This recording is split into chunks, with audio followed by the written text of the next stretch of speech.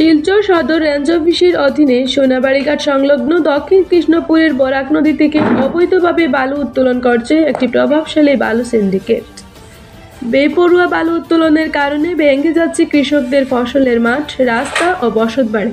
দক্ষিণ তীর থেকে মাঝখানে গর্ত করে বালু তোলায় দক্ষিণ কৃষ্ণপুর এলাকার কৃষকদের আলু, কপি সহ অন্য ফসলের মাঠ ভেঙে গেছে বলে অভিযোগ।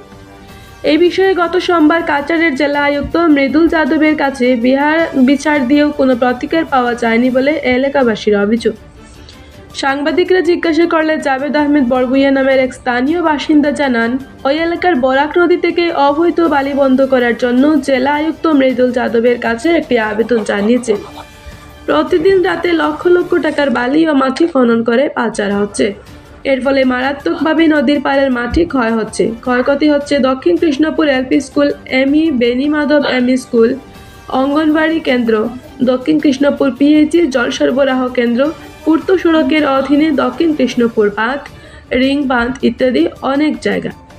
আর এই অবৈধভাবে বালু উত্তোলনে এলাকার কিছু দুষ্কৃতী কালাম উদ্দিন চৌধুরীর নেতৃত্বে রাকিব হোসেন বড়ভূইয়া ওরফে বাবলু, ইফতিকার হোসেন মজুমদার ওরফে রাকিব, নাহার মজুমদার, সাজু আহমেদ লস্কর, জহিরুল ইসলাম মজুমদার, সাব্বির আহমেদ মজুমদার ও বাবলু লস্কর জড়িত রয়েছেন বলে অভিযোগ করেন তারা। জাভেদ জানান, এই এলাকার বালু সিন্ডিকেট ঘটনায় 2016 সালে একটি হত্যাকাণ্ড সংঘটিত হয়েছিল। বালু বোঝাই ভারী ট্রাক সহ অন্য যানবাহন চলাচলের কারণে এলাকার গ্রামীণ সড়ক যোগাযোগ ব্যাপক ক্ষতিগ্রস্ত হচ্ছে। সরকারিভাবে বালু তোলার কোনো অনুমোদন নেই এবং বালু উত্তোলনের কোনো পারমিট না থাকলেও প্রভাবশালী মহল সংশ্লিষ্টদের ম্যানেজ করে সরকারকে বৃদ্ধাঙ্গুল দেখিয়ে অবাধে এই বালু উত্তোলন এবং রমরমা বাণিজ্য করে যাচ্ছে। এখানে একটা অবৈধভাবে বালি খনন চলে আছে। এটা সোনাবাড়িঘাট সংলগ্ন দক্ষিণ কৃষ্ণপুর গ্রাম। এটা কলঙ্কিত একটা বালি ঘাট। এখানে আগে 2016 একটা মার্ডার হয়েছে এই বালির সমস্যা নিয়ে। আবারও দেখা যায় এই বছর কিছু অবৈধ ব্যবসায়ী তারা অবৈধভাবে এখানে বালি সিন্ডিকেট করছে। এটা আমরা আদৌ জানি এখানে ক্ষেতর জায়গা, কৃষকের জায়গা। তারা কৃষকের জায়গা জবরদস্তি করে এখানে বালি কীরকম এটা সুযোগ পেল বা এতটুকু হয়ে গেল। হাজার হাজার গাড়ি অলরেডি বালি পাচার হয়েছে। এর ভিতরে আমরা খবর পাইনি। হঠাৎ করে একদিন দেখলাম যে দিনে শুরু হয়ে গেছে, রাত্রে চলেছে অতদিন, হঠাৎ করে দেখলাম দিনে শুরু হয়ে গেছে। দিনে শুরু করতে গিয়ে রাস্তাঘাট, স্কুল, মসজিদ, পিএইচি, এই যে একটা রিং বাঁধ আছে ফ্লাড এফেক্টেড, এগুলোর প্রতি আমরা দৃষ্টি আকর্ষণ করে দেখি গ্রামের অবস্থা তো শোচনীয়। এখান থেকে অনেক রাজস্ব মার খাচ্ছে।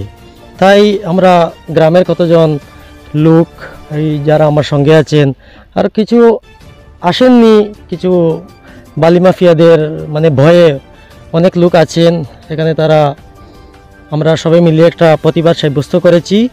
আমরা ডিসি মারফতে মুখ্যমন্ত্রীকে, লোকাল এমপিকে, এমএলএকে আমরা ইনফরমেশন করেছি।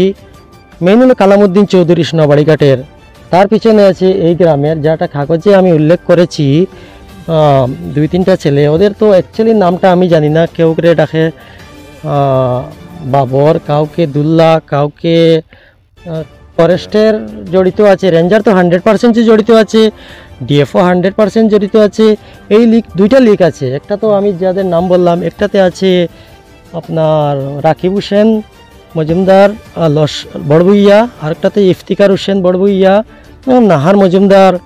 তারা সমাজের কোনো কাজে তারা আমি পাই নেই, কিন্তু তারা অবৈধ ব্যবসার লোকে জড়িত হয়ে এরকম করেছে।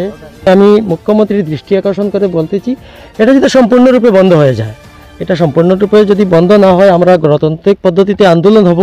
তাতে কি দুর্ঘটনা হয়, ইনসিডেন্ট হয়, এটার দায়িত্ব সম্পূর্ণ কাছাড় প্রশাসন, আসাম প্রশাসনে তার দায়ভার নিতে হবে। এটা হাজার হাজার গাড়ি অলরেডি গিয়েছে, রাত্রে গিয়েছে। আমরা দিনে দেখেছি আদৌ 2-3 দিন থেকে। ওটা তো লগভগ 1 মাস থেকে চলে।